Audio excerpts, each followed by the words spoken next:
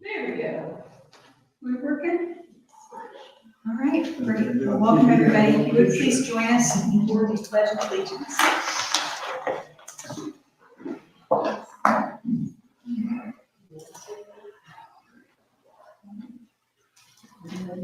Pledge allegiance to the flag of the United States of America and to the republic for which it stands, one nation, under God, indivisible, with liberty and justice for all.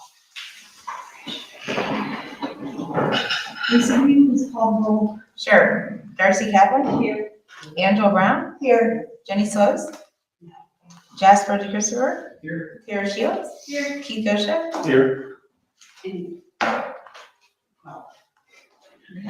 you. So I'm delighted tonight to introduce Ray Armstrong, who is accepted the position as our second alternate.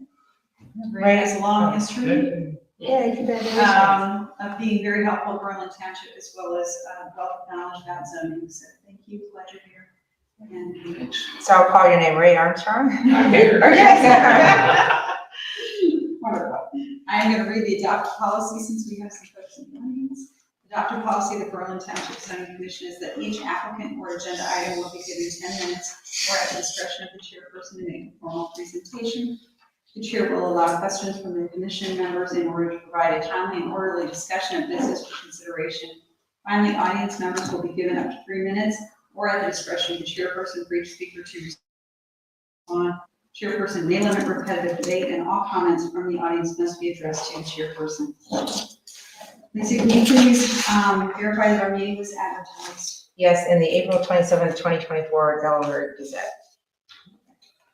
We have some meeting minutes from our last meeting, which was April 23rd. Make a motion to approve the meeting minutes from April 23rd, 2024. Okay, Mr. DeChristopher? Yes. Ms. Brown? Yes. Ms. Shields? Yes. Ms. Kaplan? Abstain.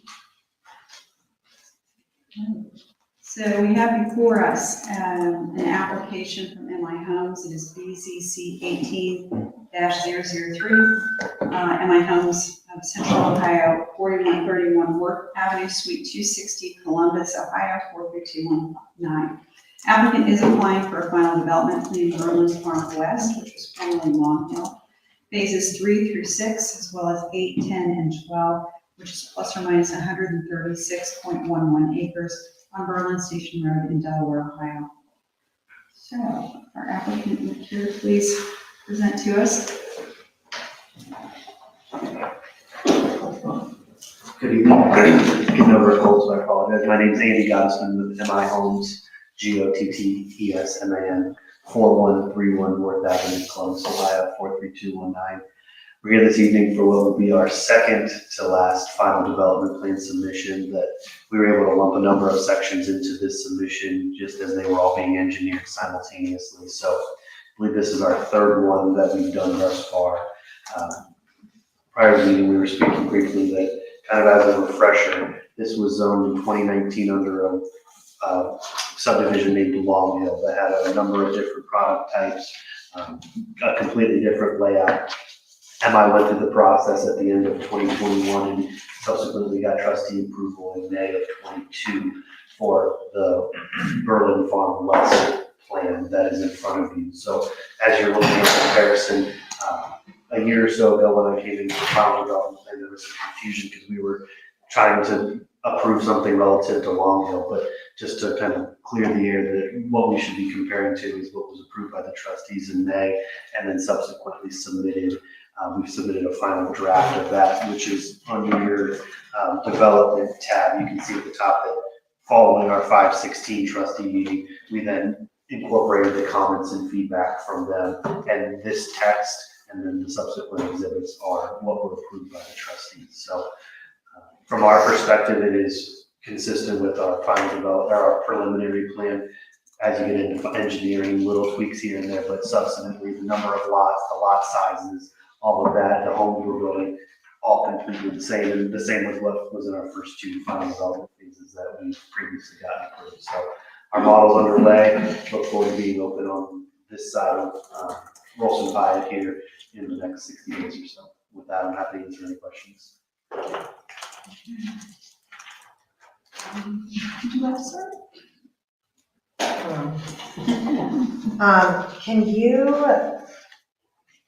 Can you walk us through, is there anything major that you, that is a deviation from where you were in the original? There's no. There's no, so it's literally just, okay. Can I go last, honestly? Sure. Thank you. Well, I have a question, because you just said there were no major changes, but the reduction of 48 units, when did that happen? Was that when you saw the trustees? Yeah, Okay. that was all baked into that plan that was approved in May of 22. Okay, so yeah, this is the first that I knew of that was Marina's, so you'll have to forgive us for. I understand, I think I included the zoning text this time because last time I didn't have that in my final development plan. I think that also created an added level of confusion, so I made sure that we included that this time to hopefully kind of establish that. And I understand the exhibits are also kind of strange when they only show portions of the subdivision in different sections, so you don't get that holistic. But kind of the first question, it's consistent with the plan, the amenities, the agro hood vibe that we're trying to create with the amenities, all of that still in it. Our community pool and clubhouse still, I mean, go down the list, everything's the exact same. It's just now been engineered, so where easements are, basin size, and they shift here and there just because it's now being engineered opposed to just kind of preliminary design. And we kind of did this when you came for your last presentation. There was an age, not restricted, but age-focused section. That has completely been eliminated. Completely. And at that time too, there was talk of 2 different pools in 2 different areas. One centrally located in the subdivision that'll be bona fide compared to having 2 smaller scale ones. Because those are sort of the questions as I was trying to reconcile that I'm like, wait, what happened here? So, and I think I alluded to this with you when you guys got your original approval from the trustees in 19. You guys had written all these conditions for approval. I didn't see those all in here. Just to be clear, you guys, that was actually a different entity that did that. So we had nothing to do with the 19, so I'm not even probably privy to the comments that were part of that. But effectively, all of that was wiped clean, and the text that's in your binder was now presented and updated as part of our modification to the zoning. It wasn't a rezoning when we came through, and this is now effectively the gospel that Jerry and other zoning officials have to use to determine if we're in compliance or not, particularly when we then go in for building permits. Okay. And I hope we've been in compliance with. So far. Because yeah, when I read this, in my brain is like, okay, I like these things, and then I was trying to find them in here. So I guess I am going to inquire. Yep. Are these, for example, talks about fountains being installed in each phase of development. That was very important for one of the trustees, so that is included. Okay. I think there's even in our text, I think that was one of our updates that we did. I didn't see that, but I was trying to go back and forth between a few different articles, and after a while, I kind of confused myself, so you're the expert right now. I vividly remember that comment. I couldn't, without a computer to control F, I couldn't state what that. So, in this exhibit from 2019, so we've had a few things happen since then, but, you know, we like that, and the trustees like that, so I want to kind of ensure that that hasn't gone lost along the way. I remember that because I also remember one of the trustees was very specific as to the inlets for our basins and how they were going to be designed with a certain type of stone because another subdivision had that, and again, that's incorporated. I can't find it. So, yeah, we just kind of want to have those understandings. I didn't understand, and this is maybe, like you said, this wasn't you, so you may not even be able to answer this. Developers requesting payment of a special assessment for use in contributing toward construction of Pike Road. Do you have any idea what they're talking about? Kind of. So we're currently engaged with the county on, as part of our subdivision, let's find a good exhibit to look at that will help us all visually see this. Let's go to, let's go to tab D as in dog, exhibit D. You'll see where Pyatt Road currently stops, where kind of the color doesn't exist. That's where it stops today to service for the farm subdivision on the east side. We are going to be constructing that stretch of Wilson Pyatt in white, and we're working through an agreement with the county as to how that's gonna be designed, paid for, et cetera. So So that sounds like that's extraneous to zoning, honestly. it should be, yes. Okay. I don't think you really care who or how the road gets built as long as it gets built and is safe. What else was in there? Because it was substantial.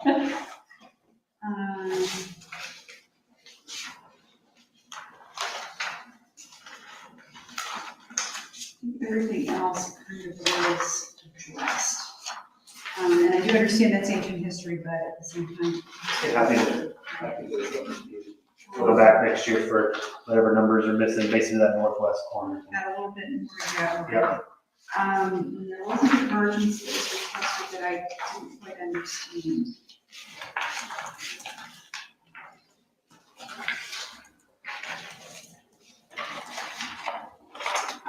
Okay,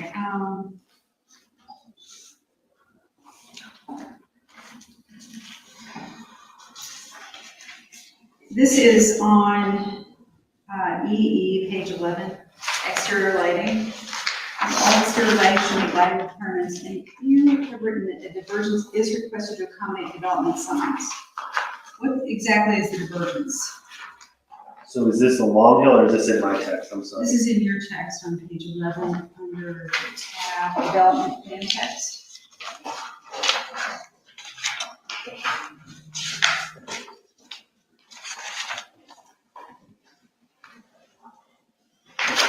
Says which will provide downlighting directed toward the sign in a manner that does not interfere with traffic visibility. That's gonna be, I would imagine what that's intending to, and I apologize for my memory 2 years ago, is on our entry monuments, when you get to the subdivision, is having the lights pointing down opposed to shooting up, creating. I mean, that is what our zoning code says, is that it has to be downlighting. So that didn't sound like a divergence to me. So, And this is where it also was, we were taking the original text and then kind of doing this kind of in between dance. So I don't know if maybe there was something in the original Long Hill text that we were trying to clarify or make straightforward. I don't remember that specifically. anybody else have any thoughts on that?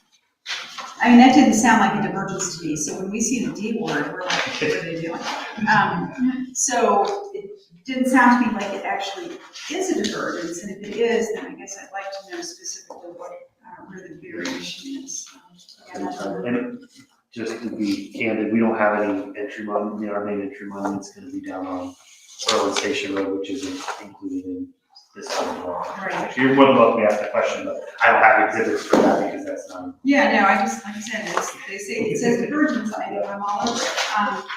And then FF, it does talk about your CDUs, in the right place. Anyway, are those going to be covered? How are you approaching the CDU? So it's an interesting question. The county's become very involved in our CBU location and access. And so while I sit in our engineering meetings weekly, I don't remember specifically. I know our plan is to have a good number of them at our central community element. However, that's not being built for a couple of years now. And so we have people closing in the next 6 months that they need CBU. So we'll probably have a couple for the first few phases to get them going. And then the bulk we would intend on having at our pool and clubhouse.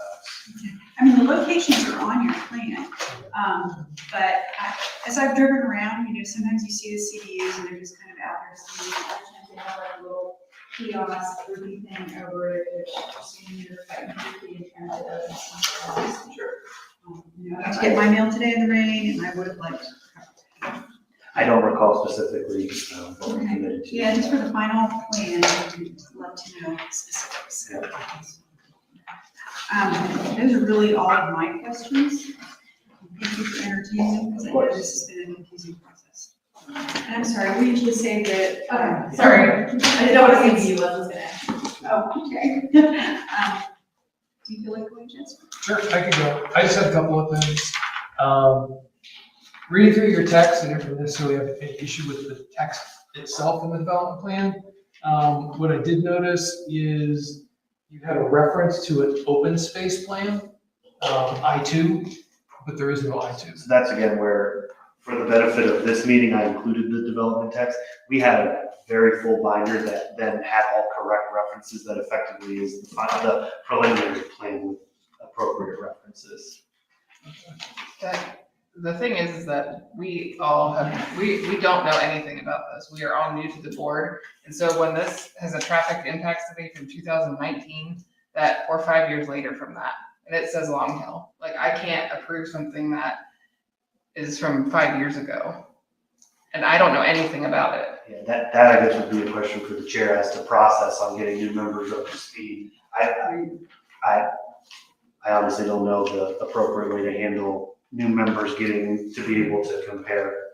Well, and I mean, because I had the same thing, But it's- kind of You're providing a binder that's, we're supposed to reference, and if the references aren't there because you're saying it's to another binder. So the final development plan has a very clear checklist items which are included in this. And so that's, again, kind of process that we're including the materials. Separately, there is the preliminary plan binder that's floating out there that I don't know if Kathy left us, that if they were sitting around in a box somewhere, that those could be provided for future meetings. I mean, I guess my expectations when we get a final plan, that it's comprehensive. It And is. particularly when the preliminary plan is really irrelevant now. Should be sort of all encompassing. As to the traffic plan, those typically have kind of a date on them when they, it's like a 10-year prediction on trying to. Right, but in it's this based case- on 482, it's not based on the current. I mean, I know it's gone down, but it's still not based on the current layout, it's. The traffic study is designed to really determine the scope of our turn lane improvements and other. Correct, I'm just using that as an example, is the fact that, like she said, I don't feel comfortable approving something that you're supposed to come to the board with a final development plan. Not, where's the preliminary, but these reference the preliminary plan, it's a final development plan with the landscaping, with the, so I can go in and I can look at all the landscaping, and this is where your trees are going, this is what your buffer looks like, but I've got pieces and sections that I'm trying to look through, and I can't piece it together because there's no reference to anything. Yes, there may be a binder from before, but this is a final development plan that we as a board have to put our stamp on, approval on. I appreciate that. And I had the same issue with section N, architect and kind of the footprint, roof shape, but also more or less the kind of the style and structure of materials. Like you have your elevations, which are fine, but there is nothing in there that speaks to like color, materials, construction, anything of that nature. So I can't really tell. And I guess to her point, it's not so much that part of it is we are approving what those are, but we also can't tell if it's not in the plan. We can't tell if it's not in the plan because you've changed your mind and just don't want to put it in the plan anymore, or if there's something else, or if it's exactly the same, it's exactly the same, but we can at least see it. And it's not so much that the references I get in these good books, sometimes the references don't match up, but it's more just some of the references on here leads me to wonder why they're not there, and that's kind of the issue. And it's, for example, on page 7, it says, see architectural elevations, the architectural characteristics to be constructed in a zoning district are to be reflected in said exhibits, but these exhibits are intended to be used as a guide in terms of defining the style of designs. A number of homes will be used to meet the number of home designs will be used to meet the market demand and to provide diversity in terms of home sizes and exterior appearances and finishes, subject to the requirements of this text. It just leaves such a broad, it just seems so broad and at the same time, like I understand that all this stuff is in here, but this is the final development plan. This is where we are able to go back and we are able to enforce what we've approved by what's in here and said and done. But if we are just approving a broad development plan, then it's like you could go back and change it and. Also from a standpoint of to her point, during the construction to actually look at the building plans for a specific and then compare it to the plan. If that detail isn't in the final plan, where do you find it? It shouldn't necessarily be up to the inspector to search through and try to find where that detail is. And if he has the correct reference, it should just be in here. And that last ditch final development should have everything he needs to be able to take your, any individual house and then review it, compare the plan and make sure that he matches up. So. I guess with that, as I'm trying to figure out what some of these things are, if a lot of the lots and phases have changed, then obviously open space has changed too. So that's where, as Tara mentioned, like not only not having them, but it's clear that things have changed. So if the way that lots have shifted around and you went back and got, and you said it's 2019 or 2022 that the trustees had approved. That's where I think we still are kind of missing the big picture, that we have an approved plan from 2022. So the whole idea of the Long Hill from 2019, from our perspective, is completely irrelevant. But if we don't have what was approved from 2022, And that's, I guess, kind of what I look to for the process. To be candid, I provided Kathy the preliminary approved plan and asked her to distribute to the board. She did not do that. So, not trying to point fingers at Kathy, but I tried to even spearhead this. I included the zoning text because that came up last time. So I tried to be proactive in addressing these comments and to try to educate. And I understand there's been some turnover with the zoning inspector, and lots of things going on in the township. At some point, there's a checklist of items that I've tried to submit that, from our perspective, no lots have shifted. So same number of lots, same amount of open space. This is just really, from our perspective, coming in with, these are the lots that we intend on developing in these phases. Does the layout match what we said it was gonna be? And that's from what we do throughout the region. That's typically the purview of the review is layout before, layout now. Yep, they match. So what are these then? Like, what's different about this than the preliminary development? Nothing. So there's obviously a discrepancy then because we're No, missing. yes, he's giving it to you as a phase approval. Because he's already approved all the phases, now they're gonna start developing that phase. And just asking to approve that phase, right? That's really, I mean, as an engineer, things develop in phases. Understood. And you release it in phases. Nothing changes, you just notify. In the event that during our engineering process, oh my goodness, we totally forgot, we missed needing a basin here, all of a sudden, all this homework, then I'd be presenting with you, hey, this is consistent except for this significant change that has been made, or we can't afford to build a pool anymore, so we just got rid of the pool. Then now that's a conversation from our perspective, your ability to not have us move forward with that plan. But really, we see this as coming in with looking at the phases that we planned, like tab E1. Does that look like the tab? And I understand that you don't have the prelim plan to compare to tab E1. But if I included the prelim, then all of a sudden it would be. Well, I think that'd be more confusing. I Exactly. guess what my perspective, speaking just for me, is this is the final development plan. So what I see here should be, 10 years from now, our zoning inspector can come back and look at this and go, that's the plan, that's what's enforceable, this is what we're doing.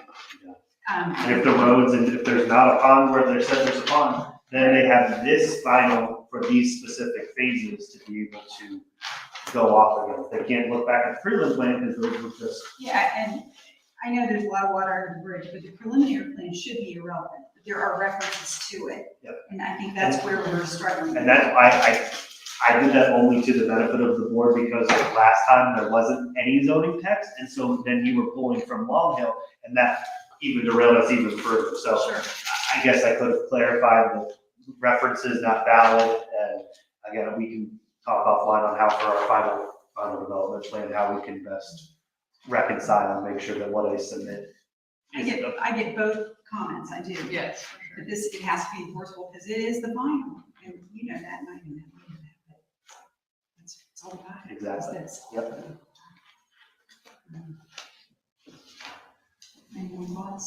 No, I just had, when I looked, actually, oddly enough, I thought I remembered this, and I went back and I found my old binder from phase one. And I actually compared your documents to the phase one documents. Okay. Because there was so much about the phasing, and I'm like, this just doesn't make sense.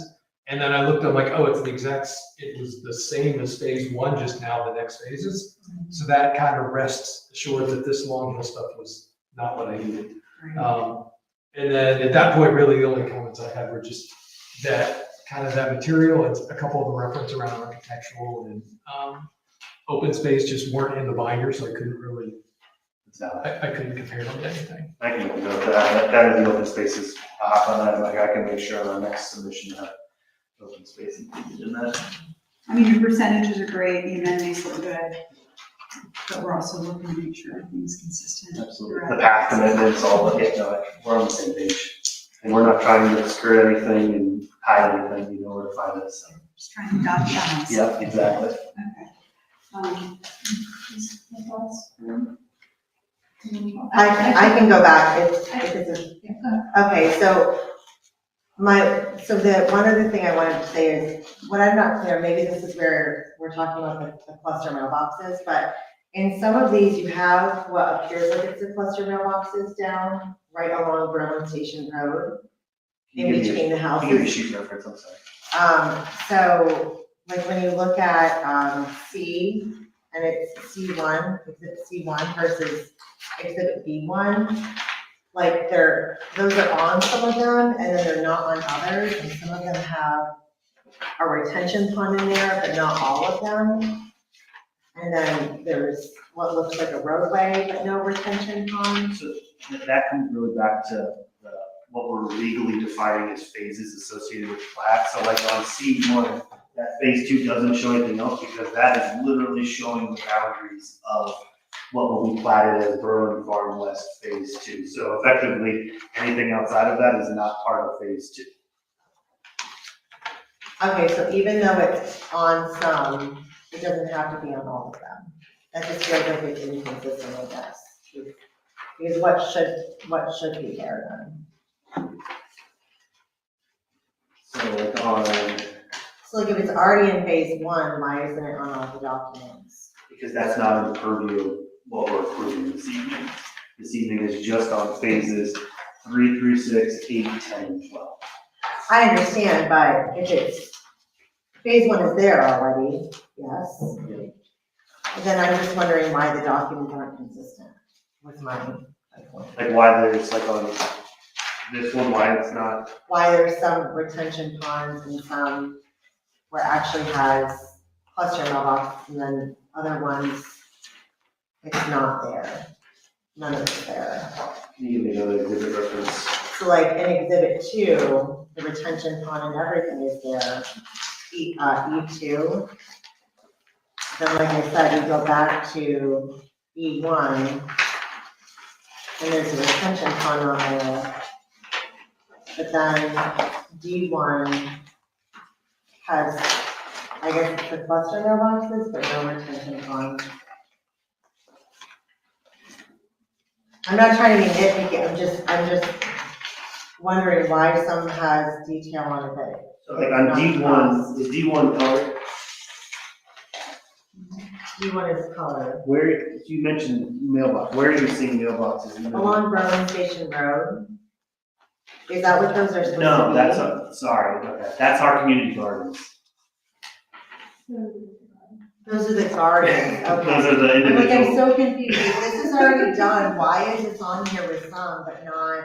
so that's just trying to kind of give you some, because if we Where didn't have gardens those are lines supposed in to be. there, then all of a sudden, like, it would just be in a vacuum and like, so it's trying to provide context of location and amenities and all that. So if it's, Okay. so if it's lightly drawn in like that on this exhibit, this is our illustrative plan. It's still an important detail, but again, not part of what we're looking at. But it is there. Of course, and that's Okay. part of what was approved, I forget if that was phase 1. That was one piece. All right, that was just confusing me, because I'm like, why is this thing on there and something not on the other? Is it shouldn't even be there, is it there? Okay, all right, thank you. So like, for example, this approval this evening commits us now setting in stone to the pool and amenity that we're Exactly. showing you. Yeah. If all of a sudden it doesn't come, Then there's a problem. the township can say, hey, as on May 14th, Andy stood up there and said, I was Yep, gonna be there, and no, it's not, so. okay, so yeah, the top lot and the pool and all of So that. for example, when we come back for the final phases, we have our natural gardens on the northwest corner. Yes, We'll have that then colored in and depicted. So it's not that it's okay, not happening, it's just not now part of what's included in this evening. okay, thank you. On page 11, You're asking for a divergence for signs, and it says applicant requests a divergence to permit all signages shown in detail that accompany the exhibit. What exhibit was that referring So to? again, that's going back to that was part of our trustee submittal that had a whole bunch of other exhibits that are not included in the final development plan stage. I will comment though, we had feather flags, nix, not allowed in the township, among other things, and so we have to follow the township zoning as it relates to signage, so. There is no divergence then, or there were conditions that were agreed to? There was a sheet that had very specific signage that we literally went through and said, no, yes, no, yes, no, yes. Like lot signs, yes, model little thing saying this is a model home. So most of the signage candidly is already gonna be in the subdivision at the entry.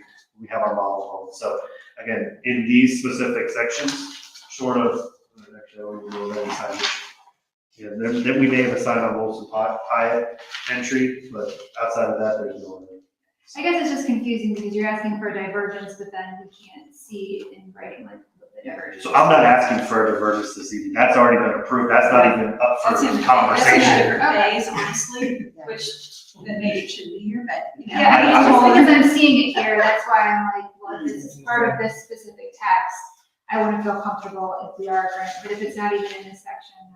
Yeah, I did that to try to help keep our conversation away from Long Hill, and I understand the confusion that it's created without further Yeah. context, so that's why I'm glad I came this evening and we worked through it, and, Okay. we'll try to be better next time. Are we done? And then just to be clear on the side yard setback, so in number 9, we talk about side yard setbacks and the conditions is 12.5, except for there's overhang and bay windows. In this Long Hill text, it talks about, go down to, it's number 15, 14 and 15, type B lots containing homes with garages that are not front facing shall have a minimum side yard of 8 feet, so that is not in this section. Okay, so I just make sure. 'cause that's Completely stripping kind of from the weird. record. Yeah. Okay, text, okay. Those are the only questions I have. Thank you. Stephen Ray, let's see you. I mean, I read it as a phase of it, because I'm an engineer, I see these all the time, so it wasn't lock, stock, and barrel to me. Ray, how about you?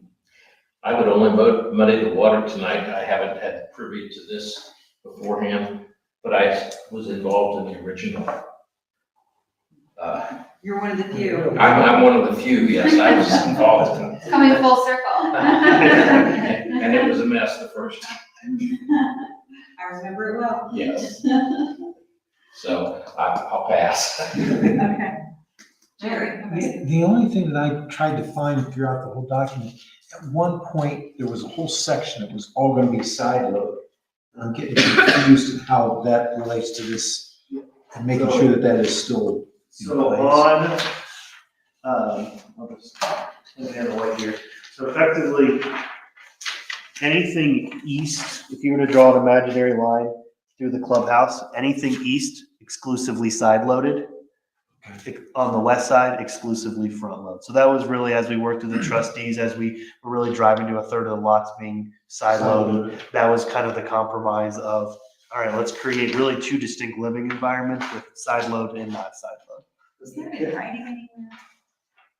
The meeting minutes from, I mean, that's, again, all tied to the prelim plan. Right. Once again, Yeah. as this is our final, I would really like that in there, in writing, without having to refer back to something else. And that makes me sound really picky, but I think we've all seen it where years later, you come across a final and you're like, gee, I thought we agreed to X, well, it's not there. So. And mine selfishly is that my title has changed since the last time. So I have to look at it after they approve it. Yep. And try and make sure that I can support it and find it. That's all I want to make sure. Did we What make did I- any- I candidly haven't looked at the technique here. But really, I thought we kind of tried to call them sub areas A and B. We had even, I think, cuter names than that were very sparse. Sections 1 to 12, and then. So I think we had, I did highlight that. so we took names that were Cute names. in Long Hill of like So you're- Aberdeen and. Aberdeen. So that was how we defined the side load and not side load was the other one, Aberdeen. Yeah, but then the maps didn't have Aberdeen, that's where the confusion Sure. is. Because I have sub-area A, sub-area B, future development, and phases 1 through 10, 12. I'm just trying to make sure that when it comes into lot numbers, I can compare those to the permit. That's, Do you have the electronic copy of the preliminary approved plan? I haven't found it yet, but I'll start I'll looking. make sure we get it to you. I had said, like, I have it in a shared file. It's a huge file. You can imagine. We'll get that over to you. Yeah, and it's hard then to sort of pick, this is irrelevant, this is current. I understand the confusion. I mean, I would want that in writing, frankly. Unless whatever through whatever, or agreed to be siloed. If you feel compelled to make a condition approval, I'm not hiding anything. I would. We're planning for that. So you're saying from the walkway that goes, between the Marie Way, and so basically you split the clubhouse down the center, this is side road and this is front road, right? Yeah. That's the plan, so even this future development, this is all expected to be Front load. front load, Yeah. okay, Yeah, so this is the same type of houses that we're currently building. Yes, at over here. on the farm. yeah. Over here was a little bit nuanced, so we have, Jared can maybe correct me, like every fifth lot, every third lot has to be side load. I forget Yeah. exactly what the cadence is. And then Corner we just lots. made it simple inside, Exactly. this side front, this side side load, this side front load. I think it might be in this E1. Okay. Right here, it's got like sub-area. Look at that. And lot numbers, because I looked it up and I'm like, and I was trying to figure out, and I think that's it. Because it gives lot number ranges and it kind of Look at separates it. It's from left and right. Good Does find, it Jasper. say garage? I don't see any garage references. Well, it says Windrow And Aberdeen. and Aberdeen. Oh, that, okay. And it shows front load versus side load. Because the other one said Berlin. I think in the preview in Long Hill, there were 4 sub areas and we took 2 of them. I don't know. That. We tried to be consistent. Yeah, so Aberdeen shows that it's all side load, sub area Where do you A, see that? E1. Where does it say so? It's the view down Oh. below. But the It other shows the Windrow garage. is not in the text, but Long Hill Berlin Farms is.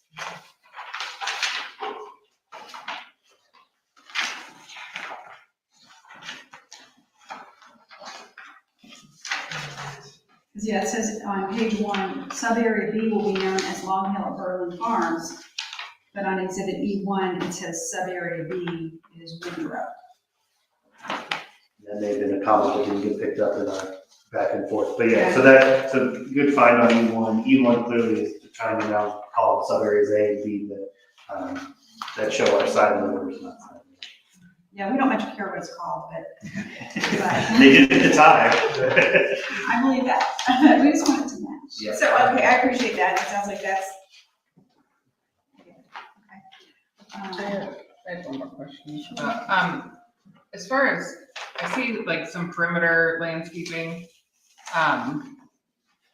what's existing and what is being put, because like I kind of see in the picture there's trees, but I can't tell if they're what's put in by your program or, because I'm also thinking of future development, 'cause back in the landscaping portion, it just kind of shows interior street trees. And then it's got a couple of the, like the Pyatt Road, and then the retention ponds on H2. But I'm thinking, like around some of these, the south side, some of these flag lots, and on the north and south, just that are FR1. Making sure there's adequate buffering, and maybe that if that could be put in, if it's not already on the other development plan. I have any good that shows that. So it's like up here, shows the street trees, and then down here, it says Berlin Station buffer plants around the retention pond, but not around one retention pond.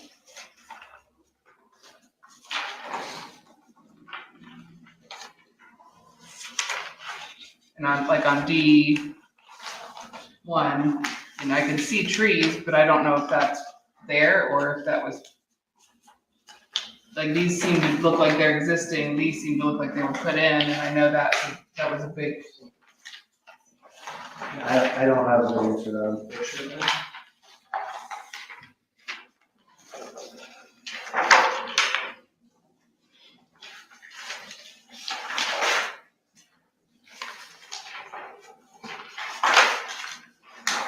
I think it was on, I know what it was more information only in reference, but one of the,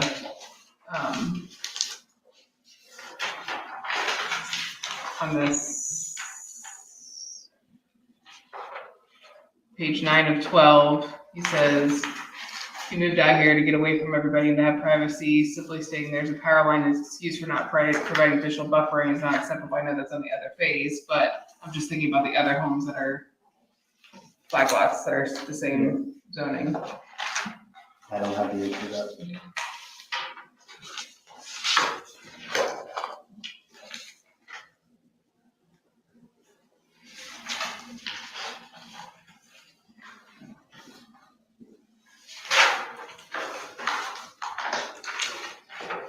you have any I think other it's questions for us from the board? Sewer too with that.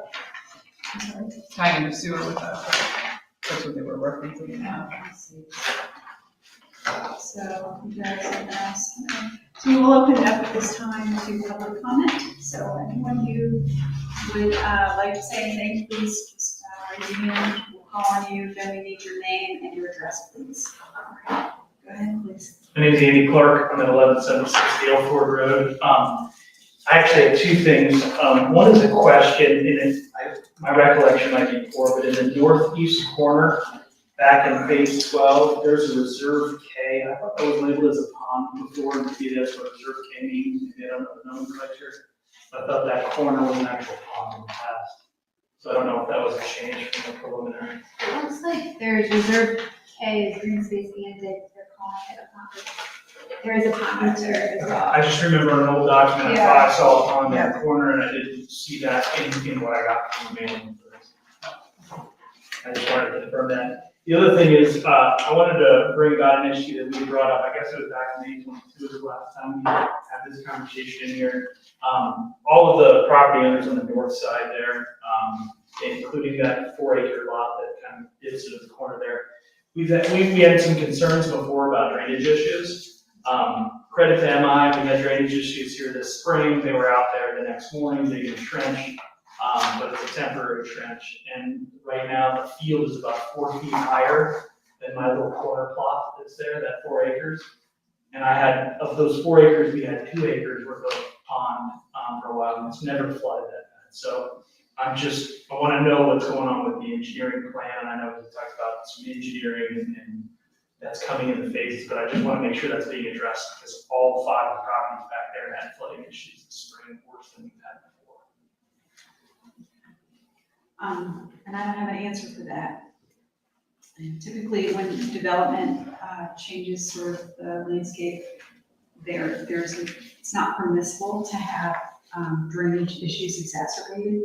Typically, the objective is to repair those, if anything, as they impact your land. But that's not a zoning function, is that which Engineering department, you have to get a hold of. not wastewater, Soil and water. soil and water, thank you.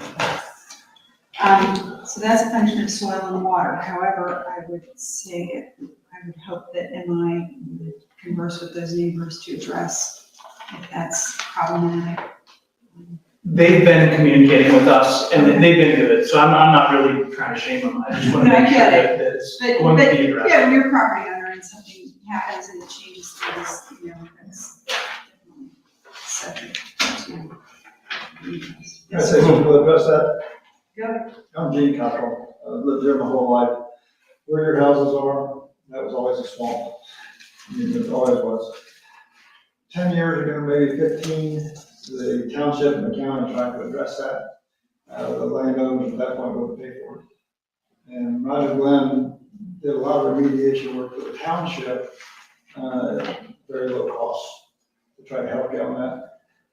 And what I've seen and talked to the guys about building high walls and road on to there, that should help that tremendously, because they're gonna have to have good range on that road.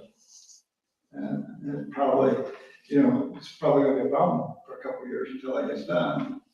But I don't know what else to tell you. We had problems around the church this year. MI come out immediately and they fixed that problem real quick for us. They did very well, very good to the neighbors, installed it, and they did very good to us, the best they can. But there's gonna be some problems, I'm sure. Yeah, and the only reason that I brought it up is because it was much worse than it has been in previous. And again, if you go out there in that corner of that lot, you can see where the neighborhood, the development is 4 feet higher than it used to be. So all that hydraulic pressure is pushing right down on our properties. Yeah. Well, when you look at where that water's supposed to go, your water's supposed to go north and then east. And it's a problem. I understand that, it's gonna be a problem. But I think when they get that road in, that should cure most of it.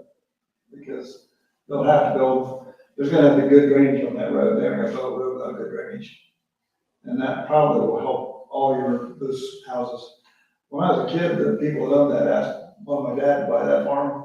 And Dad said, no, can't farm it about 1 in 10 years. I mean, it was always underwater when I was a kid.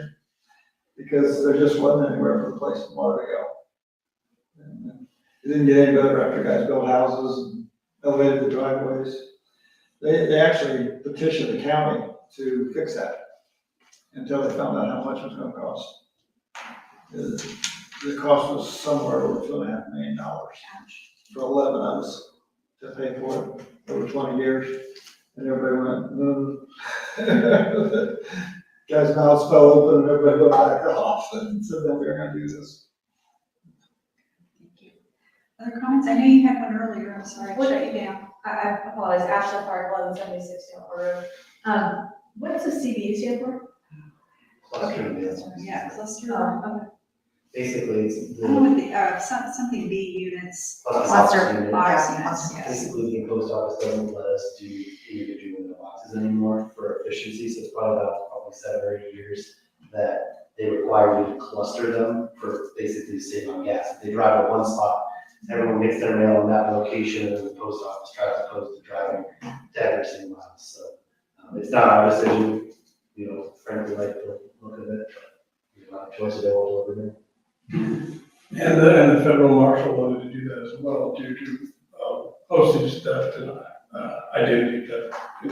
It's so easy to go into someone's mailbox and open it up and grab a bill and do identity theft. They're all locked up now. So. Sorry, any other questions or comments from our audience? Okay, so we ask the applicant at this point, are you wishing to pursue a vote this evening?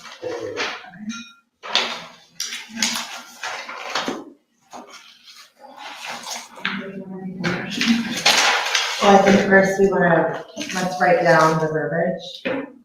For which? For the, maybe specifying, the Annandale, is what the name of it. Oh, Aberdeen, thank you. Yeah. My mind was on frozen right there. Yes, it would be good to. Versus, the actually being called out how it's. I think the exhibit does an okay job, and if you want to make it.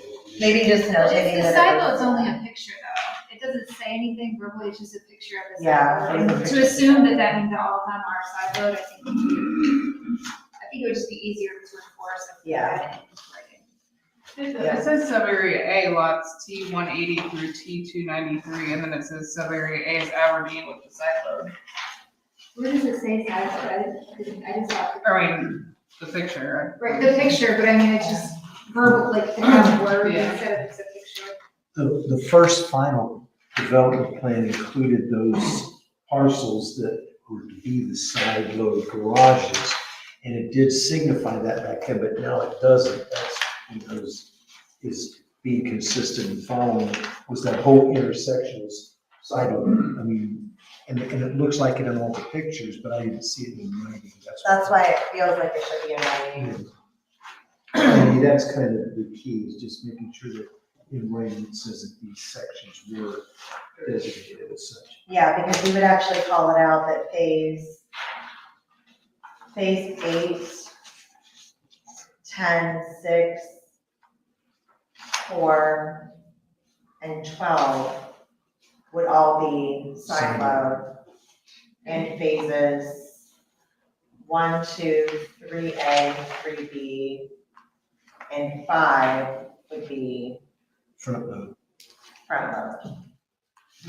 And I guess I'd like to clarify then to sub-area A is these phases and their front load, and sub-area B is these phases and their side load, with the name, nomenclature being the same. So I guess, is it Long Hill at Berlin Station that's going away, or is it the other kind of fun name? Aberdeen. Aberdeen, well, no, Aberdeen stays, I think.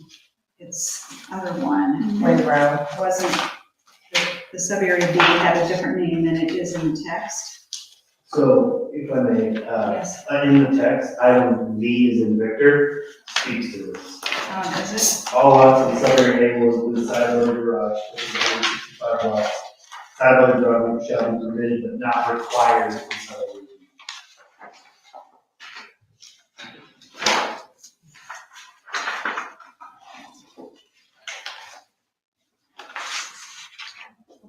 In what section?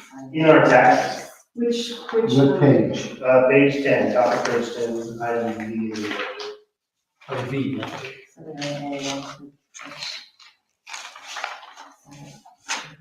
Shall be permitted but not required in sub-area B. 164. Can we just put the phases in there just because it is there? I just don't want to get in a situation where if we happen to mess up a number that, then there's that, again, our first two, we didn't do this, Is there a better exhibit that shows A versus B? That's my only concern, is because the one on E1,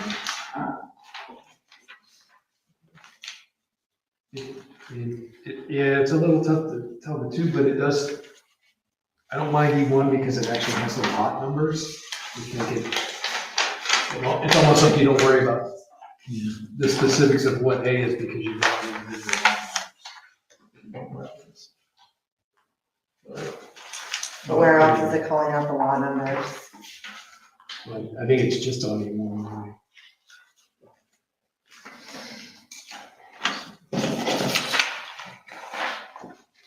It's also a lot size condition that on the lots that are side loaded in sub-area A, they're 80 feet wide, so there's also that level of differentiation.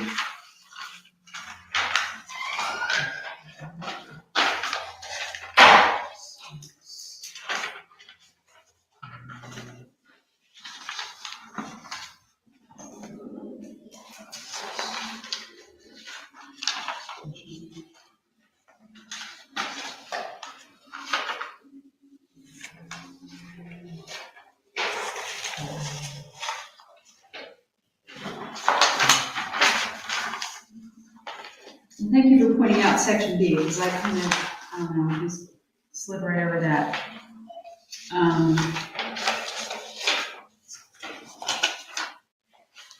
Oh, I see, because it's called out right now. Okay, actually, I understand what you're trying, under design standards, that's where you're saying it. Okay, Right. Yeah, I'm satisfied. I'm fine with that then, because I don't love the way that it's written on page 10, but the fact that E actually calls it out, E1 actually calls it out under design, I see where you're saying that now. That's where the actual lot numbers are. I'm fine with that then. Yeah. I think I'm satisfied with that. Any other thoughts? Yeah. All right, back to, does anybody want to make a motion? Okay. I'll make a motion. I'm sorry. Oh, I'm sorry, go ahead. Dan Jacobs, 1983 Gregory, Delaware 43015. I live at the corner of Berlin and Gregory, and understand that what I'm going to be looking at is natural habitat, which to me is weeds. That property has always been mowed. That's the southwest corner. I believe there's a retention pond there. If you go by the golf course on Cheshire, they've got a pond and natural habitat. It looks like hell. The weeds and the algae, the bulrushes, the pond looks awful. Is that what we're supposed to see when we look out our front door? I'd like to see the thing mowed. I'd like to see the pond taken care of. The HOA should certainly present that to the neighbors in a much nicer way. So we can't speak, obviously, to the ponds at the golf course. I know that the commitment has been made, if I understand it right, that these ponds will all have fountains. That does help with the algae. That's not the only factor that helps mitigate algae. It's not designated as a no-mow area, is it? There were some. Well, Lily has overtaken these ponds and so forth. I mean, I've never seen a weed in Berlin Township that I like. There's a lot. And the people that own the farms, the couples, always know that, it's always looked nice. And I just can't see, I don't think we want to see anything different than that. It does call out in here, no mow where used in this PRD shall mean mowing or bush hogging 1 to 4 times per year, and HOA spraying for weeds at the same frequency. I think if we could agree that 4 times a year would be not 1, but 4 times a year, because definitely if brush does start growing up, it's going to take over much faster than just having it done once a year. So definitely having it done several times, more than, 4, even say 4 to 6 times a year, I think would be, to your point. Well, would you Better. like to see across the street from your place? I think the Overgrown trustees grass? had, the trustees Are there had gonna be made it. any trees over there, or, so what are we gonna look at? I think the concept was to keep it rural. It was that something the trustees had requested, which, they, I could jump in. I mean, there is in here an exhibit H2. I think that is, it's the Berlin station. It's that southwest corner where they're gonna have trees along the front of it. Blocking in between that retention pond and the road.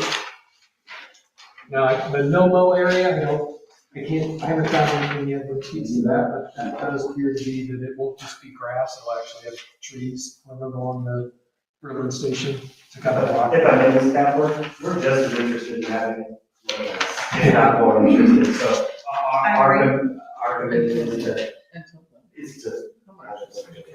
Well, I'll play the devil's advocate for just a minute. If I were your across the street neighbor and I decided not to mow around my pond, that's not a zoning commission, and as horrible as that is, I'm entitled to let my pond check. Okay? So there's a certain piece of that, whoever owns the property determines the state of the property. And, do I want to look at it? Probably not. But to your point, I do believe they want it to look nice. They don't want it to look crummy. And my hope would be that it's not going to look crummy. On the other hand, we can't really mandate the incuring of the property per se. The landscape plan does have trees as plantings, and it does require mowing, although it does give a range. Yeah. So I'm not sure we can assure that what you want is what's gonna happen on the other hand, as you said, you're not interested in having it look bad. I don't know if that's a satisfactory answer. Anybody else got thoughts?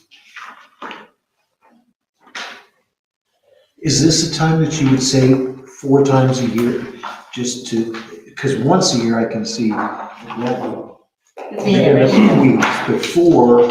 It's gotta be during the growth period. Yes, I mean, in the spring and summer. It boils down to like every other month, basically, during the months. growth. So we're dealing with the same thing. And it's the HOA that has to People don't like it. obviously enforce that, but I would think that would be a way to keep it nice. And also say that, yeah, it's a good. One of the comments made though was also the idea of this rural feel with planting with prairie grass. And so there is a level of maintenance associated that this isn't just let it be in its natural vegetative state and good luck. So I don't feel comfortable committing to a specific number, but I am committed to continuing to work with the community to make it a good place that makes sense. Yeah, I just think 1 is kind of low. But I mean, not this development per se, but there are other developments where we've insisted on no mow. I mean, we've said no mowing, once a year, just to kind of keep saplings from taking over. But there's a lot of difference of opinion, as I guess what I'd say about what people think constitutes rural and what people want to look at. We've had people come in here and say, if you don't build a fence, I'm going to be real unhappy. And other people say, I don't like fences. So it's very hard to build consensus. It's very hard to get everybody to agree.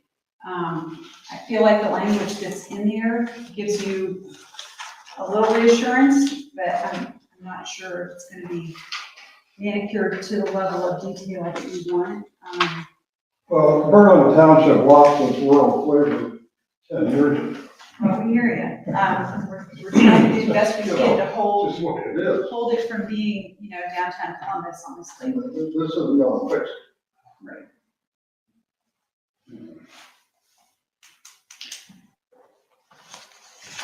I would hope that the HOA would, when it says in here that the HOA spring for weeds of the I think a lot of times what happens in those like no-mow areas is they might not spray for weeds, so it ends up being a complete mess. But I would hope that with that language in there, that it might control some of the unwanted, what's growing in there, the brush. So.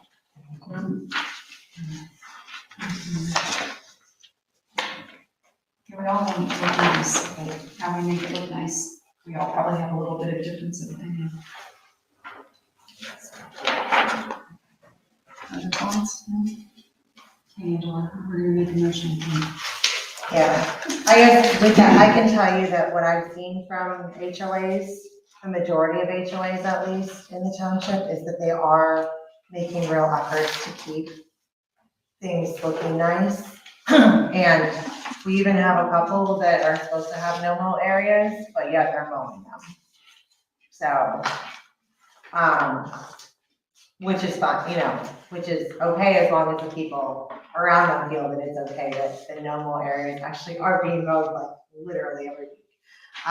So I do have some faith in that community is going to want it looking nice. And not just looking at weeds and everything. So. With that, I will make a motion to approve, application BZC 18-003. Do I need to read the entire thing? Were there any conditions at all? No, because I think our conditions were already, we felt fine with them. Yeah, from E1.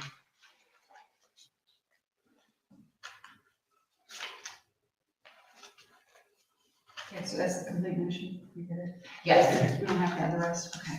Anybody want a second? I'll second the motion. Okay, Ms. Brown, Yes. Ms. Lewis, Yes. Ms. Shields, No. Mr. DeChristopher, Yes. Ms. Kaplan. Yes.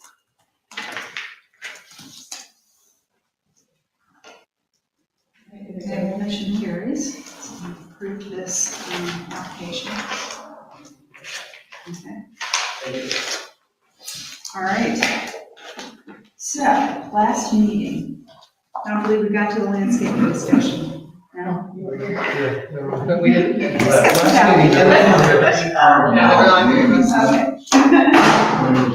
So, we want to, sort of continue where we left off with our resolution that is still pending, in the trustee's office. What is that supposed to be? You already had an update about that. They had a meeting last night, the trustees, where they were trying to approve the resolution. And Megan called me this morning and told me they're shooting out for June the 10th. In the process, they're getting advice from Jen, that attorney, separately to make sure all the legalese is in there. They're also working with Scott to make sure that all of the articles represent the one step are the main changes to what we had submitted to them already. So June 10th is when she said the meeting was, that they want to push through and get the resolution. Jen already scrubbed it though. Well, I understand that she was on a one-time mission but she didn't look at everything, is what I understand. But Okay. now Megan has enlisted her full-time to cover any zoning questions like that. And she's asked her to look at it again. And that's what Megan said this morning. Okay. She told me that she was going to be sending out, but she said she got off at 4 and was going to try and do it before 6. I don't know if anybody's checked their email. She was going to send a summary of what the meeting was. I was like, Darcy, can I just cover those and be done with it? Yeah, okay, let's hang on with our discussion on landscaping and go ahead to any business from our zoning inspector. Thank you. Obviously, everyone, but I don't think Jenny got introduced to Ray. He's now the second alternate and a wealth of information. He's helped me several times already just on the side for zoning, because he was the zoning inspector for a while. Oh, wonderful. So we've got a wealth of stuff that he can go back and look at it and look for. Full-time, and they put me at full-time now hours to try and get caught up, because there's a lot. We've got up to 150 permits already this year. And like they said last year, that was a whole year. And That's great. The biggest part is Berlin Farms West Yeah. is coming in with a bunch, and Greenery is the second one that's coming in. That's that 100 and some houses that are all owned by one. Yes. I saw They're that the ones there's that a are renting. written zoning sign for the greenery. What is that all about? Well, yeah, they're trying to adjust stuff, and I'm not letting them as easily. They want to move the sign. In fact, next week we have a meeting for their model home that they're putting in, that they wanted to, when you turned into that Greenery Road, they wanted a parking right there. And I said, no, that's 4 parking spots right on the road Yeah. as the entryway. So now they're moving it farther back, and on the other side of the road, people will have a crosswalk, but to get to the model home, it's across the street. So I'm taking advantage of our signage in those rules. But that's Greenery and Berlin Farm West, and obviously starting Evans Farms now is starting to, I think our next meeting is about them. We got to do things faster, I think, because the names keep changing. Long Hill to Berlin Farm West, and now we've got Park View. I think you guys should have a new book, or I don't know if she passed it out. Yeah, it just says for properties. That's the. Yeah. Gymnastics. Well, then there's more of them back there, but Kathy's going to pass those out. But this Park View.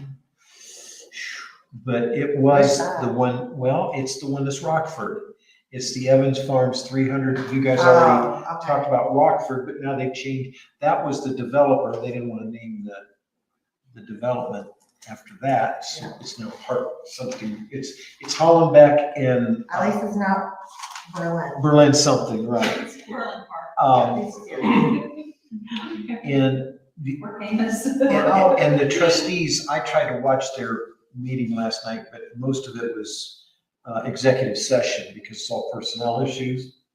And they're talking to at least 2 people on help in the office and another 3 people on the township administrator position. And they're enthused about it. I mean, there's 3 of them have to agree at some point, and that's what they're working on. And I think June 10th isn't gonna come quick enough. Oh, we're still on tape. Oh. But those were the 4 big items. Oh, the 5th one is the violations. They've asked me to heighten my pursuit of stuff at Cheshire Road, and I took 9 new pictures, and I'm using, I'm rambling. iWorkQ has a code violations component that I've now, it's online. You can go out to the Berlin station, do your complaints there, but you can send up pictures and stuff. So I'm getting a lot of neat stuff in that. It's still in the infancy phases, so don't judge me on that one, please. But we're up to 150 online of the permits, and we're up to 7 on the violations with the iWork. And that's kind of made me feel It's a big leap. well, I think we're making progress, but yeah, it's gonna take some time. Tara, have you used that? I know where you're at, and you guys see the problems, so. I can tell you that the owner of the property is really being receptive to trying to live within NCD right now. He's not gonna come in for the overlay. He's looking, he might have to come for a conditional use, because talking about potential, a nice looking triplex, at least to start that property up front of where he's got that property. At one point he Is wanted this at Cheshire? It's Cheshire Road past Ford Street, or East Street, Cheshire Mills. where those are. Okay. Yeah, he backed off. The last thing he wanted to do was maybe use storage units, and that was, it's not in the code, it's not NCD to do that for over a month storage, and the boats are usually 6 months. So he backed off from that, and I think he's in the township, he's trying to work within the code that's there, so he doesn't have to go through it. Is he looking to rezone, or is he? No, he doesn't have to rezone to be NCD. Yeah, that's why I wasn't clear. But a conditional use for apartment, he has to go to the Board of Zoning Appeals for that. If he does that, that's the last conversation. Interesting. So triplex apartments? Yeah, just one, but with 3 units, and they would be upscale apartment purchase apartments type of. He's Yeah, working right. on the details, how apartment is rental versus a condo, so. So that was Cheshire Mill, Yeah. and that's what he wants to do now? Yeah, Oh. well, that's What only happened to one the part. original plan? There's 2 separate parcels, and one was the big thing we wanted to do. The commission was protect Meadows of Cheshire from all that rooftops right in front of them, and as well as arbors that, thank you, I didn't get, yeah. And so you guys are gonna decide, not me, but I'm trying to guide them to something that's But if it's within the NCD, code. then they don't have to come. Thank you. So- Yeah, so, thank you, Darcy, that's all of that I had wanted to. cover. Okay. Thank you.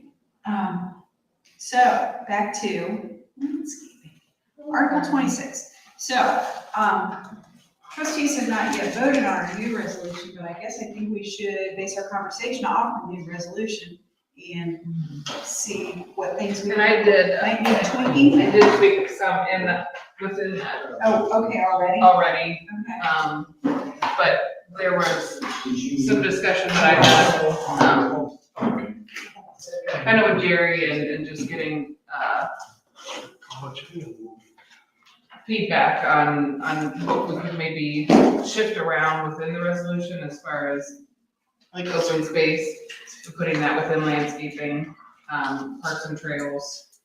So when we talk about multi-use trails and their sizes and widths, and Jerry and I talked about this a little bit, just how we can all work it into one section, and that way it's cohesive with the landscaping. So would that require removing it from other sections that are already gonna get voted on the 10th? What I've been told is that once the June 10th happens, then July 10th is when it would be enforced, because there's always there's a 30-day 30-day, referendum yeah. period.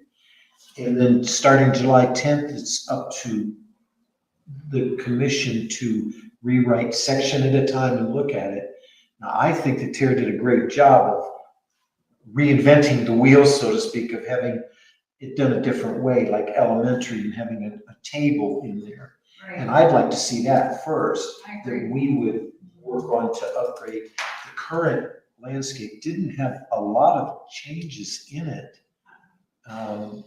Specifics like what the size of trees and maybe I don't even know, she knows because it's her, but that's what I'd recommend we do, is look at the draft that you had, just 20, section 26. Does that make sense, Tara?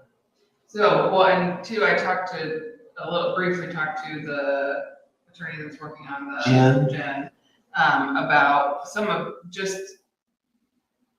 the ways that, and I can share this article, which I shared with Megan, too, about we have to determine as a zoning board what we want our goal for Berlin Township as far as landscaping is concerned when it comes to buffering. Like, because people think of buffering as just blocking out, I was saying noise or sight. And that's mostly what people think is sight. This article that I read, it was wonderfully written. It was written a very long time ago. It actually talks about the zoning map and compatible, I would say, districts and how they're set out. So kind of like we talked about Cheshire Mills and the patio homes, that buffering between those districts might look different than buffering between just two regular residential neighborhoods. And we reference that a little bit, like where the most stringent has the highest buffering, but I think we really need to kind of map it out. And I did this with Post-its on my wall, and yeah, it was hard, and I have all this motion in my brain, and so I have notes of all the things that I was thinking about. So Megan provided what township was that from? Concord Township. And it was so detailed, like it would take an attorney. I read that, and I was like, I hope that's not what we want. And that was the one where Scott Sanders even said, you don't want to go there because anytime an issue came up with landscaping, it took an attorney to interpret what was written, and they said, We need to save our attorney fees for other things. yeah.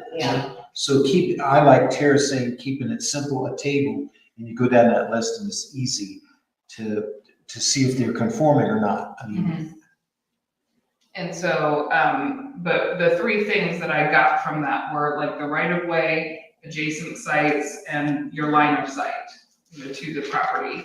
And then open space was part of that too. So for right of way, like what part of the development is seen from the road as far as the open space amenities in the building front? And an example of that would be how we talked about the residential hotel. We were talking about being able to see the pool from the road. Yeah. So what types of things are seen from the road and buffering based on that? Adjacent sites, that's where the flow chart comes in. Is your adjacent site similar, or is it different as far as the zoning district and or development? And then do we put in fencing or mounding or buffering based on that flow chart?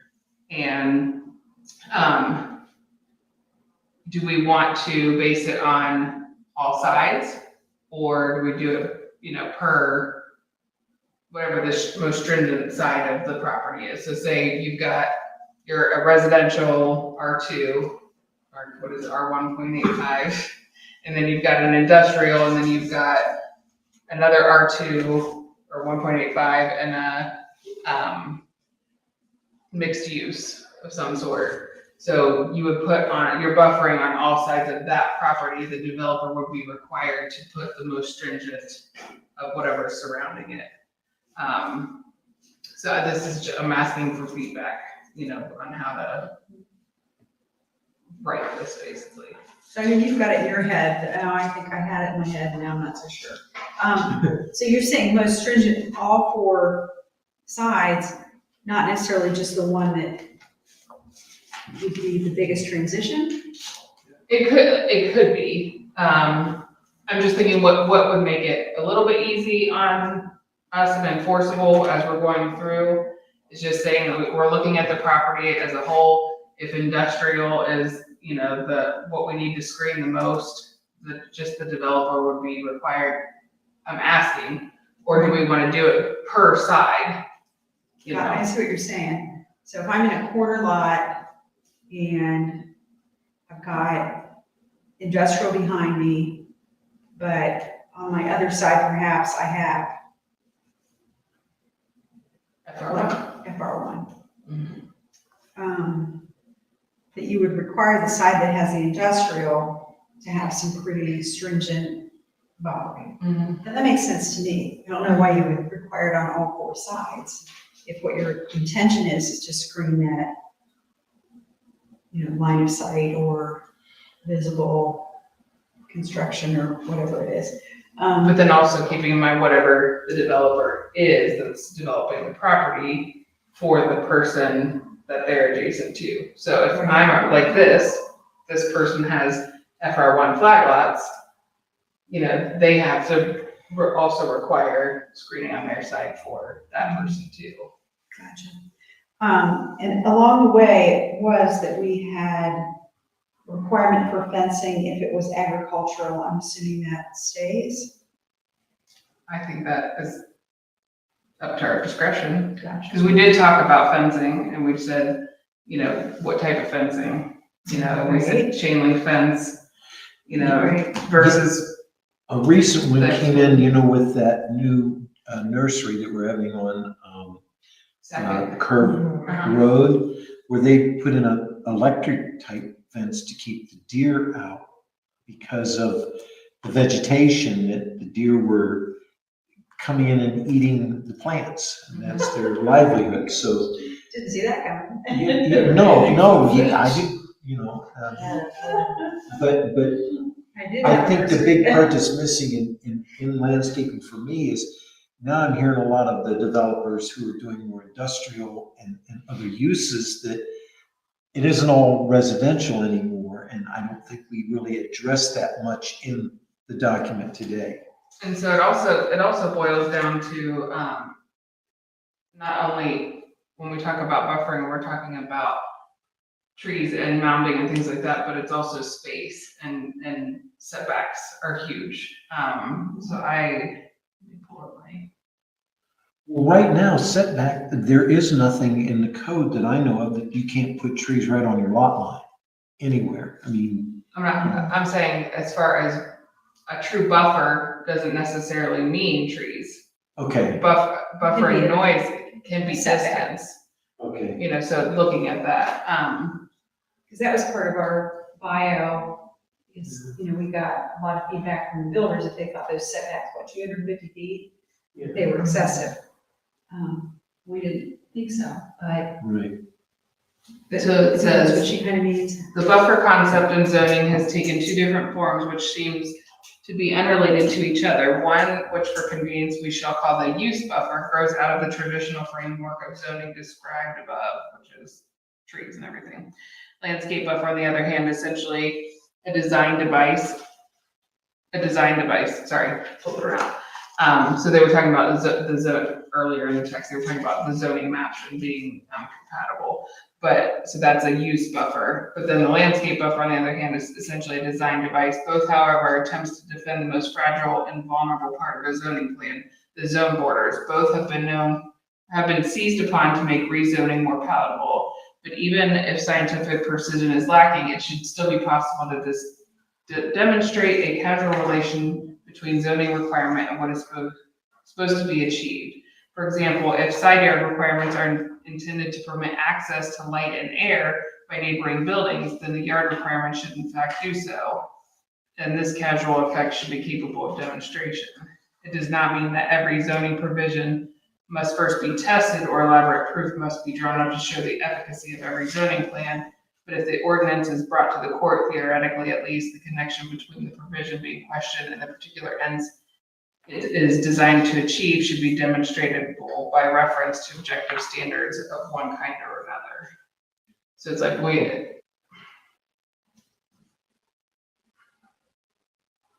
kind of going back to the setback stuff too, and the side yard, distances between houses, and I think that also needs to be discussed as far as like, what are we wanting to do as a township? And how are we gonna serve our residents and keeping our. I think your point is a good one. I think we might have to do two, not phases, but as two separate entities, just so we don't get bogged down in trying to do it all at once, I guess. Just saying. So do you think as a board, do we want to do adjacent properties? Do we want to do, how do we want to handle the buffering? I would say by adjacent properties. So whatever's going in, making sure that that has the appropriate buffering, that it's protecting the neighbors that are already there. Because we don't get into landscaping wise, we typically don't see much as far as within the development. They'll show street trees, but outside of that, we don't really. It's really the buffering. It's more the buffering. Yeah. The retention ponds and common spaces, open spaces, we really get into that. When you talk about adjacent, but I think of it also as roadside. For example, the shores. I think they did a great job with their buffering. You kind of wouldn't know that that giant development is back there. There are portions of the meadows at Cheshire that it's like, I don't see any buffering. In other areas, they did a great job. So, when I drive around and look at things like that, I'm like, what do they, how are these two things different? And sometimes it is the setback. They just have more room to work with. Can we prohibit stuff like the thing, like Darcy said, I'm driving around seeing all these trees between the curb and the sidewalk. I don't want that. Because it's 10 years from now, everybody's gonna have to redo their. And that's a lot of times I question. Sidewalk. I question some of these landscape plans because I'm like, that tree that you're saying can be put in here is. They did because, excuse me for speaking out of turn. Please do. But they canned that back about 5-6 years ago. For the reason was that the township was responsible because on most of them, if you look at the plats, sidewalks are within the road right of way in almost every subdivision. And so, for example, at the marina, whatever you want to call it, it's had 3 different names, but anyway, when they started replacing the sidewalks on it, the township was on the hook for replacing those sidewalks. And at that time, they decided to take all the trees out, and it created a lot of upset people.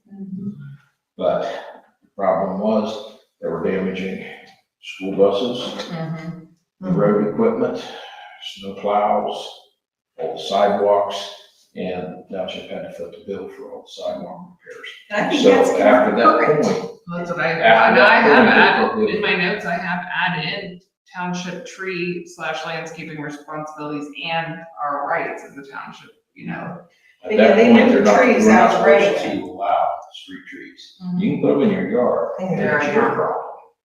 That was the discussion at that point. I just don't think it's currently in the resolution anywhere that. Isn't it? I thought It should be. Yeah. If it's not, it should. We need to fix it if it's not. Yeah. Yeah, we have, it's somewhere in there that we don't have street trees. They're not between the sidewalk and the roadway. The other thing was, there was a discussion at the time, which did not change that I'm aware of. But at that time, they talked about moving it so that the sidewalks were not in the road right of way. That would be a further setback from the curb. Instead of being 6 foot, it would be like closer to 10 foot. Yeah. I don't think we won that battle. No, we did not at that point. I don't know what's happened between there. I'm just, I think that's what happens then. Well, and that's where, that was part of the discussion over for Cheshire, it is called Cheshire Mills, right? That's right. Because he was saying what's gonna happen when Cheshire Road gets widened. And that was a huge discussion. About the setbacks weren't. Yeah, the Consistent. setbacks weren't consistent. And so he was saying there needs to be, the sidewalks need to be further back, because otherwise, like, you want me to put in this multi-use path, but yet, when the road's widened, It's part of the road. it's part of the road then. Yeah. Okay, well, let's all look and find where it says it's trees Yeah, I've can't been be in the looking. right of way. Because those are the kinds of things that do get lost, and then you're like, I thought we did it, and I guess we didn't. I know we've talked about it in several Well, we have specific permitted it in subdivision development. requests that come in and said, okay, you can move those and put them inside of the sidewalk because they say so many trees per lot, but I can't see it in the current. Sarah, you probably know the landscaping text better than anybody. Yeah, If you aren't comfortable that we've done it, then. Well, no, because I had written in here, I made a note of adding in the top of the Because they're township basically, has. instead of putting it in between, they put it on the other side, and then they require it to, like, when we were voting, I went out there and measured, I wanted it as far away from the sidewalk, because the tree that was chosen was actually, if you look it up, I think it's Large American roots. maple. They are known for destroying sidewalks, the Yeah. roots grow laterally. So I'm like, you're forcing me to plant this within like 5 feet of my sidewalk, and I know it's gonna destroy it. I think you'll I mean, they're find that just- there is a trustee resolution. It may not be in the code, but there's a trustee resolution, I believe, that says that. If there is, we need to get it in. It needs to be put in the code. Yeah, that's all I wanted to. Okay, we are gonna have to do some digging on that one. Because, yeah, that was certainly our intention. I mean, that was a long time ago. Yeah, it was, but it never got Oh, no. into that That's chapter terrible. or article. Oh, well. Anywhere we could find that language, Jerry, historically? Oh, my Well, if it's in goodness. a resolution, then we should do it. There- I can there should check be. and see if there is something of interest. Remember enough language. So, yeah, I think to Tara's point, what she's saying, whatever border, what's it up against, and that should help make a determination of what kind of buffering. And like I said, I don't want to get too in the weeds, but the setbacks do play a role in that, and drainage does, which is another thing that's kind of beyond our purview. And sometimes we say we want mounting, and they're like, that won't work with the drainage situation right here. So there probably need to be a latitude of options. Mhm. And so some of the notes I have from the Concord, which seem to be somewhat like the design of it, not necessarily the language in it, was like a more creative on mound designs, which we've talked about before. So not just the straight line of mounds, it's, the flow, like where they kind of flow and they overlap, to give it a more natural feel. I've seen some teardrop shaped ones almost, and that seems to permit a little better drainage now. For sure. And then I did have, I did talk about natural areas, so I did note the NOMO, but just talking about wildflower meadows, but also having, some sort of weed ordinance or, vegetation ordinance put in there that, whether it's just in the zoning resolution, not necessarily per developer NOMO area text, but we could name it as a NOMO, that if it's over a certain amount of growth or, Because some residents that have had highly dense areas come up against them, like the no-mo, and it looks crappy, but it deters people from crossing the land into their property. That's where I think So, a more better yeah, some buffer people is. love it and some people hate it, and I don't know what to do with that.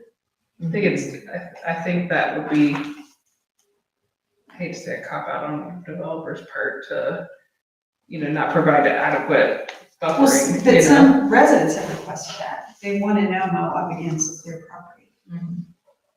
To keep, because it's a clear delineation that this is not where you're supposed to be. For sure. But I think if you're doing more shrubbery or, lower shrubs, trees, plants, not necessarily just letting grass grow, that might help alleviate that. So I wanted to put links to invasive lists and native versus non-native trees, so what we want to use and what we don't want to use, like Bradford pears are invasive, you're not allowed to use them anymore. It's illegal to plant them. Is that deadline passed? Hmm? It has, because they gave it like a 3-year. It's It's illegal. over. Yeah. My husband accidentally cut one down and felt bad because it was a little growth, but I planted it like 5 years ago and he felt terrible. He thought it was just a suckling grass. That's how invasive they are. And then requirement conflicts. So whenever a person or activity falls under 2 or more of the categories listed in the tables that we were talking about, just the most stringent requirements occur. Makes sense. Talk about street corner and fire hydrants. So 35 feet, so finding out from the fire department what their requirements for street trees and street corners. I don't know if that. Jerry you might know, Ray, where are the fire hydrants, how far out back? 300 feet, between hydrants, and there's so many feet from the intersection, for the first one, but I don't remember what that number is. Steve would be the person to, the fire inspector, Steve Arnold would be the one that has all those specs. I had to talk to him about something just a couple of months ago, and so he's still going on top of it. There is also a resolution, I don't know if they've updated it, that the trustees made originally with Ken O'Brien, and that was for the trees that are banned. Like you can't plant an ash tree and, some of those. And there is a current resolution and it's on. We do have a list, I think, on the website, but just like instead of, I was thinking for the binders that we give to the developers, that it would be a link that we could click and keep updated. That makes some sense. More consistent basis. And then some of these were notes that I took from just other townships too, just preservation of trees. So existing trees of 6 foot or greater shall be preserved unless they're trees within the right of way or utility easement. They're within a certain amount of feet of structures or perimeter of structures, within driveway access to parking or service areas, and at the judgment of the township to be damaged, diseased, over mature, interfere with utility lines or inappropriate or undesirable. Okay, so that would include invasive species. And then, so let me nix my violations for trees that were removed. But I also I kind of started this too. So I did a table where, it had like a large tree, a medium tree, and a small tree, like what the descriptions were of each of the trees sizes. Like caliper and height or? Yeah, just their max, like you were talking about, like the max height and width of a tree and where those requirements should be, because literally these developers are planting these trees at, you know, a 1.5-inch caliper, but they're huge trees. And I know some of them are gonna take a really long time to get there, but at the same time, it's just being mindful of that.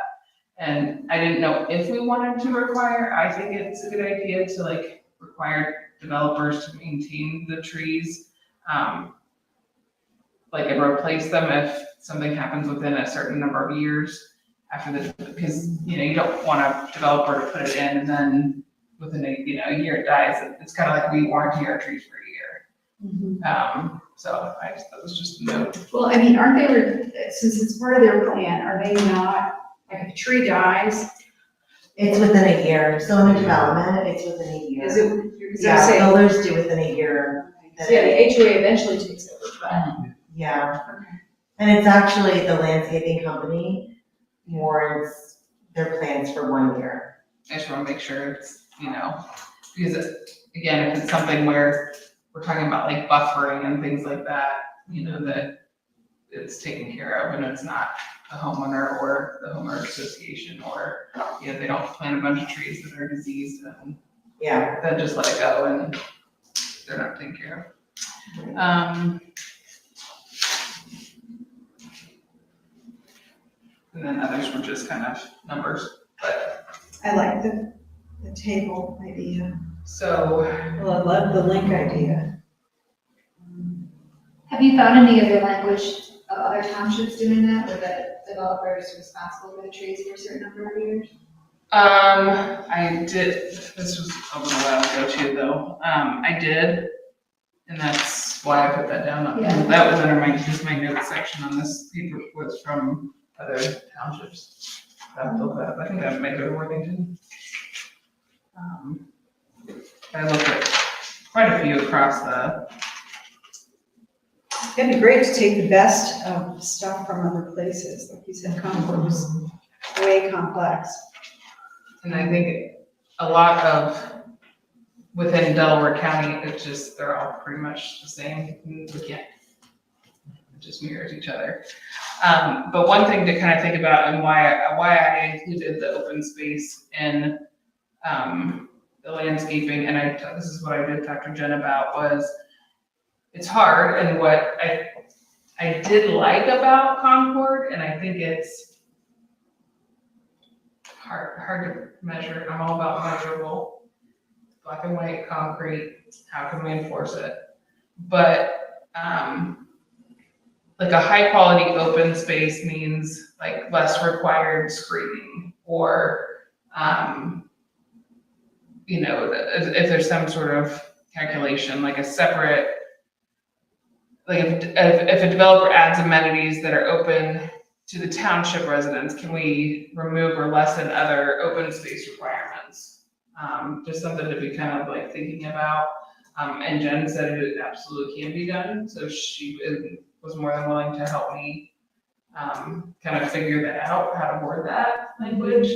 But just like I was saying with the line of sight, you know, when you're facing a neighborhood that has, you know, beautiful ponds with a nice gazebo, and, you know, you will not necessarily need a line of trees to buffer that line of sight because it looks pretty, you know? Yeah. So. You don't want to obstruct that, you'd like to see it. For sure. So I think if we can, you know, somehow, kind of like we did with the Oak Park, where we said like, oh, we understand why you're doing this because it's on Route 23 versus in the middle of rural Portland Township. So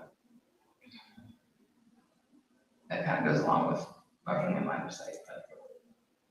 Yeah, I like the idea if there are really, what you said, high quality amenities that maybe you don't necessarily have to have a buffer. Or less buffer. Different buffer. So I started a flow chart.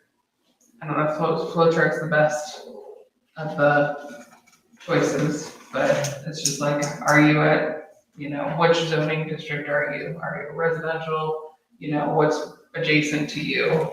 And then going from there to figure out what your buffer requirements are. That's a good way to start. Yeah, start. If we find some weakness, then maybe we adjust, but it sounds like a good idea. Because my guess would be if you go through the flow chart, if it breaks down at some point, then you'd be like, okay, I can't use the flow chart. But when you think of it, it is a pretty easy way for other people that aren't as familiar with it, so the developers, to kind of follow. Because that's, at the end of the day, that's the other part. Like whatever it is, it's gotta be something that they can look at, digest, and then hopefully get right. Yeah, easily interpret is. Yeah. So I like the checklist that the ARB has, because it's like, check yes or no, do you have this, do you have this, do you have this? And I think Checklists are we need that for some things, maybe in this, but. Yeah, I like the flow chart. You heard? So if I What do you think, bring, Jared? I agree. I mean, you're one of the people that has to sign off on some of this. Well, I know developers come in and want me to interpret a lot of stuff, and I'd rather it be simple to be able to figure out what it, and not have to go 3 different places to get the answers. So checklist to me is cut and dry, and most of the developers who are coming in now have their own landscapers who understand the lingo that Tara's talking about. I'm like, what caliper is that? I don't do that, so. And I did find the 5-foot thing. It's in the PRD language. Okay, It's not in section 26, it's in the PRD. so should we reference the PRD? I think we need to start, when we go through a fine tooth comb, we need to start taking out the specifics of stuff. Or at least make it not ambiguous. Or consistent. It's the from same one both space to the places. next. I didn't know that, because I looked strictly at landscaping, trying to have that tunnel vision, unfortunately. I mean, from what I can tell, if you update 26, there's stuff in all the other things that is landscaping too. And to your point, it's gotta match up or we gotta pull it. You know, Well, see, most of them I saw I'd landscaping rather said see put it in section the 26. So And I then thought, later okay. pull it out, because we've already done it in the right place. Right. But, yeah. So, yeah, I'd rather put it in that landscaping section. I don't know, Ray, you've done this, what do you think? I always hated, for the 6.5 years I was a zone inspector, I hated the landscaping stuff. Initially, when I started, they didn't have a landscape section. Right? And it was always, nobody could interpret the thing the same way twice. It was ambiguous. And I don't know where it is now, it's probably been redone a few times since I was there. Hopefully so, because it was a mess. We're trying to make it not a mess. But yeah, Tara, I think probably in addition to what you're doing, like you said, going through the PRD and finding the places where it references landscaping, putting them in section 26, and then eventually when we redo this, if it's adequately addressed in that section, we can take it out. Yeah. Or say, see the landscaping section, something, not having it in 10 different places. Because that's what gets us caught. Because when there's 2 different versions, they pick which version they want. And they can, Yeah, yes, they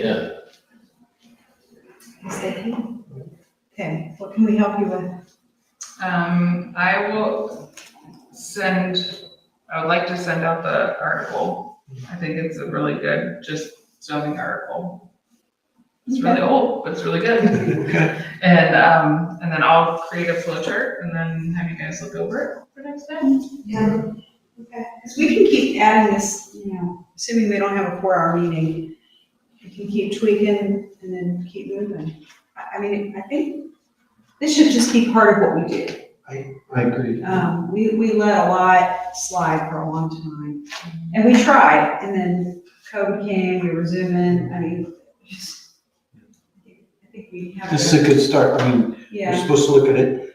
That was the one area under my original spreadsheet that didn't get done in this one that's in now, and that's been a hot spot for the trustees. What's, from the trustees, what about landscaping is the hot spot? I think it was just making it simple, that you can interpret what's there, the developers could interpret what's there. And relying on somebody who has a landscaping background was the thought we talked about. So Well, I know Megan liked though, the Concord, and I'm trying to understand what she liked so much, because it's not simple. I think it was laid out in such, I'll check with her for Well, sure. I mean, it was specific, I will give it that, Was but it- there was no ambiguity. Right. I think it was because it was so I detailed. like the, and I just like the diagrams and stuff in there too. I think it was too detailed, and then it was confusing. And that's what, the Delaware County Regional Planning said. Their executive said, you don't want Concords because it is too difficult. Tara, I think you're inventing the wheel for everybody else to follow. So. They said Liberty, did you do Liberties? Cause they, Actually, I have been looking at Liberties. yeah, cause they had a supposedly straightforward one that wasn't that difficult. It is, it's very straightforward, very That's- simple. And that's, yeah, that's what. And that's okay too. Okay. But I think if we want to keep within the rural feel of Berlin Township, we need to be mindful of the future of land, future, current landowners for the future ones that are coming in.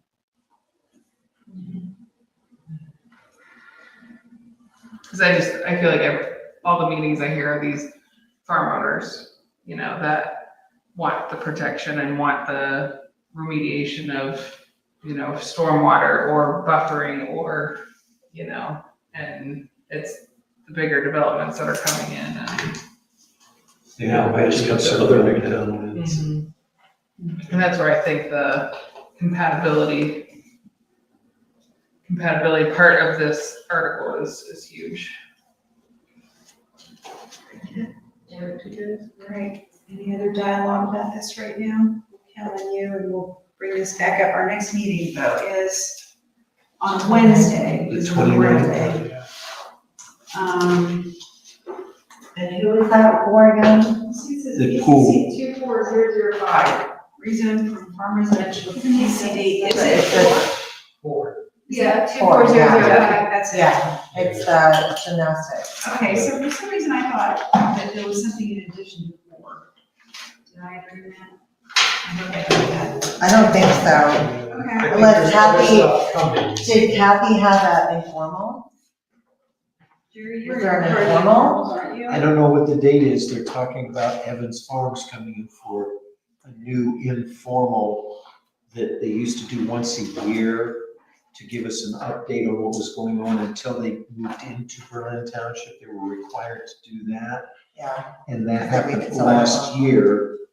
And so now Dan, the crew want to come in because of some changes, because they're talking about merging Ross in with Evans Farms, which is Keeps another. getting bigger.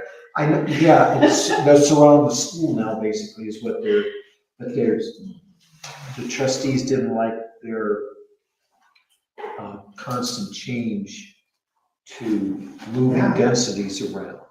So Dan said they'll come in and here's a stake in the ground, and that hopefully the zoning commission will be well aware of what's the next phases. Because that's probably the next 10 years we're going to be hearing about Evans Farms.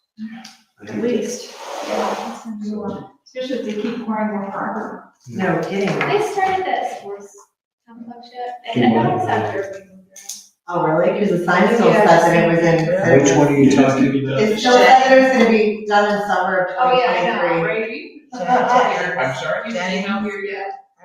I can give you one. Or which one? Well, I thought I did, but maybe I was looking, maybe it was part of Evans Farm. I think it's part of Evans It Farm. probably was. Yeah, because they haven't even updated the sign. excited. No, I see ducks like swimming in that. R-A-Y. Okay, guys. Flow pond. I think we're done with our official business. So Yeah. shall we adjourn? Anybody want to make a I'm actually adjourned. Second. Okay. We're done. Please sign your minutes from last meeting if you were part of that. I'm gonna start So right nice. because I can go We pick got her up. Right now? Oh, God. She went to before, I took her. And I'm still like, Back over. where is Yeah, the she's gonna be shop? exhausted. I have just complete, like, Her? I have no idea where my charger is. Oh, it's hiring, it's all right.